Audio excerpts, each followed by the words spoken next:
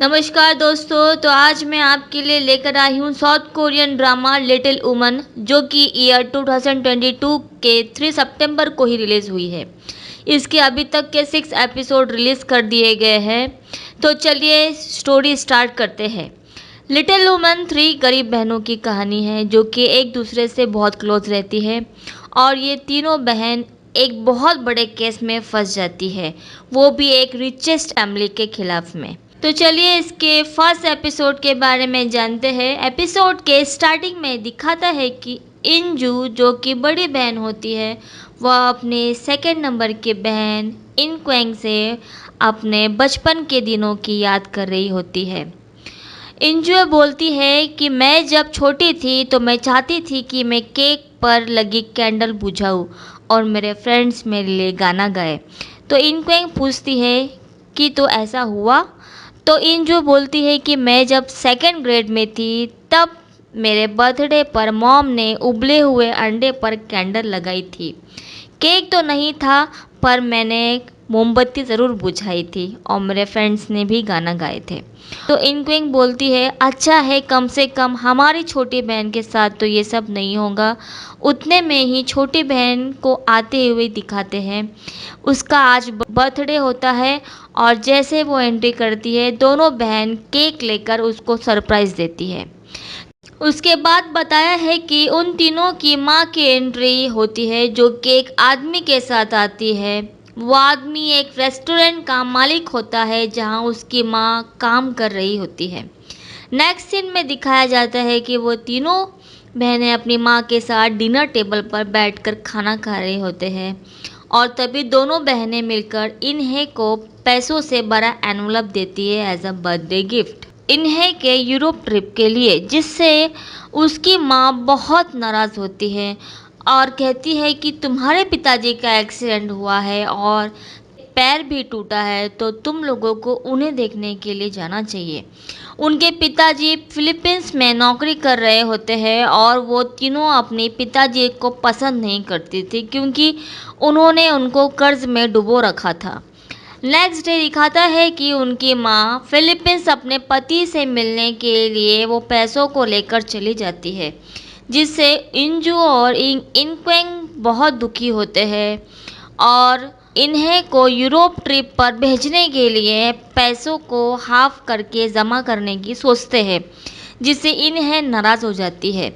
उसके बाद दिखाया है कि इंजू अपने बॉस से एडवांस पेमेंट की बात करती है और उसकी बॉस उसे मना कर देती है। इंजू 13 फ्लोर की आउटकास्ट लड़की थी और फिर वो 14 फ्लोर की आउटकास्ट लड़की मतलब जिन हो यंग से मिलने जाती है। वहाँ पता चलता है कि वो आउटकास्ट क्यों है, क्योंकि वहाँ काम करने वाले जितने भी न्यू एम्प्लॉयज़ होते हैं वो एक अच्छे यूनिवर्सिटी से पढ़कर निकले होते हैं और उनके पास अच्छी डिग्री होती है, जो कि इन दोनों के पास नहीं होती। इसलिए इनको आउटकास्ट करके रखा जाता है, मतलब दूर करके रखा जाता है। हुयंग को जब पता चलता है कि इंजू को पैसे की ज़रूरत है तो वो उसको पैसे देने के लिए तैयार हो जाती है। ड्रामा के दूसरे साइड में दिखाते हैं कि इनक्वेंग ये एक न्यूज़ रिपोर्टर होती है जो कि बहुत ही इमोशनल होती है। ये न्यूज़ रिपोर्ट करने के दौरान रोने लग जाती है, जिसके कारण उसके बॉस उससे बहुत ही नाराज़ होते हैं और उसके काम से खुश नहीं होते। फिर वो पैसों को इकट्ठा करने के बारे में सोचने लग जाती है और लोन के लिए अप्लाई करने के बारे में सोचती है, जो कि एक हाई इंटरेस्ट पर होता है।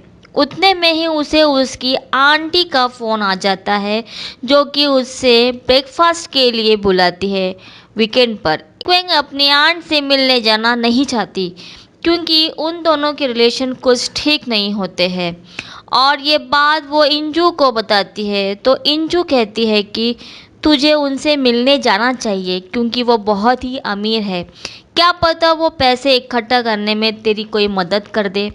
नेक्स्ट सीन में दिखाते हैं कि इन्हें अपने रूम में एक लड़की का पोर्ट्रेट बना रही होती है। अगले दिन हुआ यंग इंजू को एक अच्छे रेस्टोरेंट में ले जाती है और वो उससे पूछती है कि अगर तुम्हारे पास बहुत सारे पैसे होंगे तो तुम क्या करूँगी। इंजू कहती है कि मेरे कुछ ज़्यादा बड़े ड्रीम नहीं है, मैं बस एक अच्छा सा घर और खाने पीने की कुछ कमी ना हो, ऐसे आराम से जीवन जी सकूं, ऐसा जीवन चाहती हूँ। हुआ यंग इंजू से कुछ डॉक्यूमेंट पे साइन करवाती है और वो डॉक्यूमेंट इंग्लिश में होते हैं। इंजू को कुछ समझ में नहीं आता, फिर भी वो डॉक्यूमेंट पे साइन कर देती है क्योंकि उसे हुआ यंग पे बहुत विश्वास होता है कि वो कभी भी उसके साथ कुछ गलत नहीं करेगी। उधर इन क्वेंग अपने आंटी से मिलती है और उन्हें बता देती है कि उसे पैसों की ज़रूरत है। उसकी आंटी पैसे देने को तैयार हो जाती है। इन क्वेंग कहती है कि मैं 6 मंथ में पैसे आपको लौटा दूंगी, पर उसकी आंटी कहती है कि उसकी कोई ज़रूरत नहीं है। उसके बदले में वो उसे रोज़ आकर न्यूज़ सुना के बताए। इन क्वेंग ये बात मान जाती है। इन क्वेंग जब वापस जा रही होती है तो उसकी मुलाकात जेंग हो से होती है जो कि वहाँ पे पार्सल लौटाने आया था। दोनों को देखकर लगता है कि पास्ट में उनकी कुछ हिस्ट्री रही होंगी। उधर इंजू इन्हें को पैसे देती है उसके यूरोप ट्रिप के लिए, जिसे देखकर वो नाराज़ हो जाती है और एनवलप वापस करके उधर से भाग जाती है। इंजू उसका पीछा करती है और देखती है कि वो किसी के साथ गाड़ी पर बैठकर चली गई। इंजू उसके लौटने का इंतज़ार करती है और वो देखती है एक अमीर औरत इन्हें को एनवलप में पैसे देते रहती है। ये देखकर इंजू वहाँ जाती है और उनके पैसे उसे वापस कर देती है और वहाँ से अपने बहन को लेकर चली जाती है। इनक्वेंग के कंपनी में दिखाते हो कि दूसरी रिपोर्टर जेंग मैरी रिपोर्ट लेकर आती है कि एक बहुत वेल्दी मैन पार्क जे सेंग, जो कि इस बार प्रेसिडेंट के इलेक्शन के लिए खड़ा होता है। ये न्यूज़ बहुत अच्छी थी कवर करने के लिए, पर इनक्वेंग सोचती है कि इतना आइडल कैंडिडेट के पीछे कौन कौन से सीक्रेट होंगे। तभी उनका सुपरवाइज़र आके उनको अलग अलग इन्वेस्टिगेट करने के लिए कहता है और कहता है कि तुम अपनी स्किल दिखाओ और जो बेटर होगा उसको ये न्यूज़ कवर करने का मौका मिलेगा। इनक्वेंग तैयार हो जाती है क्योंकि वो ऐसा ही एक मौका देख रही होती है। वो अपनी पूरी जी जान लगा देती है। नेक्स्ट डे इंजू को एक ईमेल आता है जो कि हुआ यंग का होता है। उसमें कुछ टास्क दिए होते हैं करने के लिए और कंपनी के कुछ कलीग्स के डर्टी सीक्रेट होते हैं जिन्होंने हुआ यंग को आउटकास्ट कर रखा था। उसे ये सब मजाक लगता है और वो हंसने लगती है और ईमेल को सीरियसली नहीं लेती। उसके बाद छोई दो इल की एंट्री होती है। वो वहाँ आ जाता है और हुआ यंग के बारे में पूछता है और इंजू का नंबर भी ले लेता है और कहता है कि हुआ यंग के बारे में कुछ पता चले तो बता देना। और फिर वो इंजू को वहाँ से जाने के लिए कहता है क्योंकि वहाँ मीटिंग होने वाली होती है। दूसरी तरफ दिखाता है कि इनक्वेंग के काम से उसका सुपरवाइज़र बहुत खुश होता है और वो उसे न्यूज़ के कवर करने के लिए साइन कर देता है और कहता है कि आगे भी मुझे तुम्हारी ऐसी ही परफॉर्मेंस मिलनी चाहिए। उसके बाद के सीन में दिखाता है कि पार्क जे सेंग की एक कॉन्फ्रेंस होने वाली होती है जहाँ पर इनक्वेंग भी पहुँची रहती है और वो उससे एक क्वेश्चन करती है कि 4 साल पहले एक सुसाइड केस आया था जिसमें तुम इन्वॉल्व थे।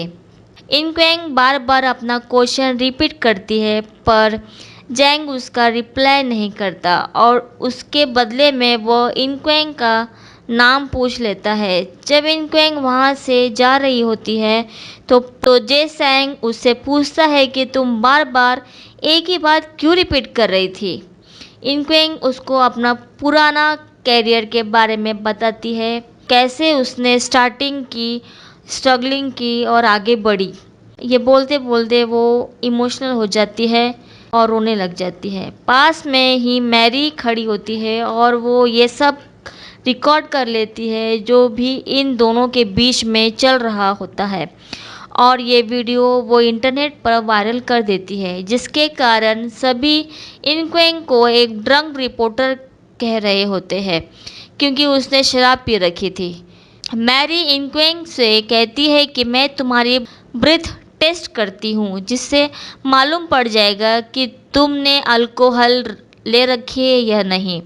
कि इनक्वेंग टेस्ट करवाने से मना कर देती है, और जब इनक्वेंग का माउथ फ्रेशनर टेस्ट करवाने के लिए ले जाया जाता है तो उसमें अल्कोहल की मात्रा मिलती है।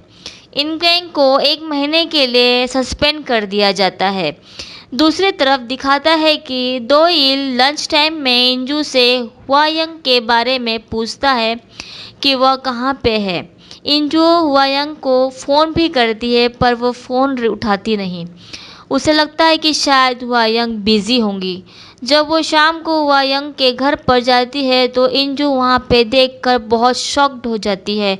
वहाँ पे हुआयंग की बॉडी लटकी हुई होती है और वो मर चुकी होती है। ये न्यूज़ सब जगह फैल जाती है और पुलिस भी आ जाती है। सारे कलीग से पूछताछ शुरू हो जाती है। सारे कलीग्स कहते हैं कि इंजू हुआयंग से सबसे ज़्यादा क्लोज थी। इंजू को डायरेक्टेशन मीटिंग को बुलाते हैं और वहाँ पे दोयिल भी बैठा होता है। इंजू को वहाँ मालूम पड़ता है कि हुआयंग ने कंपनी के 70 बिलियन वॉन चोरी किए थे, और क्योंकि इंजू हुआयंग के सबसे ज़्यादा करीब थी और साथ में रहती थी, इसलिए वो चाहते थे कि इंजू पता लगाए कि वो पैसे कहाँ रखे हैं। इसके लिए इंजू तैयार नहीं होती है और अपने जॉब से भी रिज़ाइन कर देती है। ये सब कारणों से इंजू बहुत दुखी होती है और डिप्रेशन में चले जाती है क्योंकि लोग उसे बहुत गलत तरीके से बिहेव करते हैं। फिर उसे योगा सेंटर से एक कॉल आता है, वही योगा सेंटर जहां हुआयंग अक्सर जाया करती थी।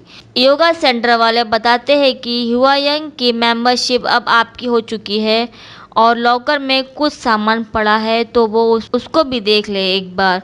वहाँ पे जाके वो हुआयंग का जब लॉकर खोलती है तब उसे हुआयंग की बहुत याद आती है और वो किस तरह उसको सपोर्ट करती थी, उसकी मदद करती थी, ये सब सोच सोच के वो रोते रहती है। लॉकर में एक बड़ा सा बैग रखा होता है। इंजू जब उसे खोलती है तो उसमें कुछ कपड़े, शूज़ और बहुत सारे पैसे पड़े होते हैं। साथ ही में एक लेटर भी होता है जिसमें लिखा हुआ होता है कि हुआयंग इंजू के लिए लिखती है कि वह इन पैसों से अपने बहनों के साथ एक अच्छा जीवन बिताए।